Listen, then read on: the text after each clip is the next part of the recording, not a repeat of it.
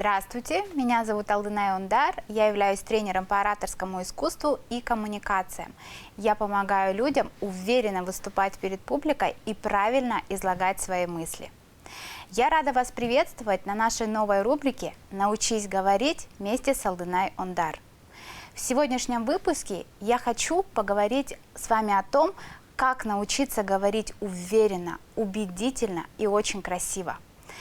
Сегодня я хочу поделиться с вами с техниками, которые помогут вам управлять вашим голосом, сделать его намного убедительным. Итак, первая техника. Первая техника называется чтение. Да, самое обыкновенное чтение, но оно должно быть обязательно вслух. Либо же вы можете слушать аудиокниги.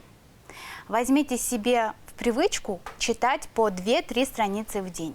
И через месяц вы увидите кардинальные изменения в вашей речи. Вторая техника – это использование пауз. Благодаря паузам вы можете научиться управлять вниманием вашей публики, либо же избавиться полностью от ваших слов и звуков-паразитов. Техника номер 3. Следите за вашим темпом речи. Не тараторьте, пожалуйста. Чем медленнее будет ваша речь, тем авторитетнее она будет казаться. Четвертая техника. Тембр. Психологи вообще доказали, что чем ниже тембр вашего голоса, тем он приятнее для ваших слушателей. Понизьте ваш голос буквально на 2-3 диапазона. Следующая техника – это правильное дыхание. Существует 3 вида дыхания. Это верхнее головное, грудное и брюшное, либо диафрагмальное дыхание. Так вот, если вы научитесь дышать именно животом, то ваш голос станет намного звонче и сильнее. Есть очень легкая техника. Ее можно делать на выдохе. Делаем вдох через нос и на выдохе произносим гласные звуки. Например, А, О, У и так далее. Следующая техника – это использование жестов. Без жестов вам будет очень сложно правильно и красиво излагать свои мысли. Как бы вы искренне ни говорили, без жестов ваша речь не будет такой убедительной и красивой. Ну и последняя техника – это использование скороговорок. Не обязательно заучивание, а именно проговаривание скороговорок каждый день.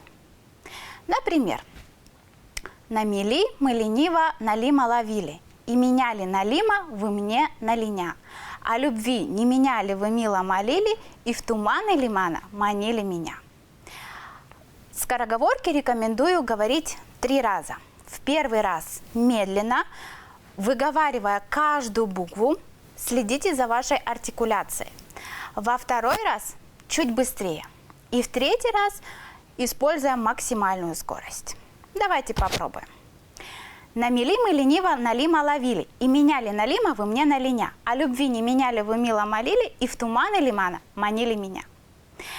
Благодаря этим техникам простым вы можете в кратчайшие сроки улучшить звучание вашего голоса, сделать его максимально красивым, убедительным и уверенным. И помните, друзья, самое главное – это ежедневная практика. Потому что ораторское искусство – это не только техники и упражнения, а это ежедневный непосильный труд и практика. Желаю вам успешных выступлений, друзья, а также эффективных коммуникаций. Ваш тренер по ораторскому искусству Алдынай Ондар. Встречаемся в следующем выпуске.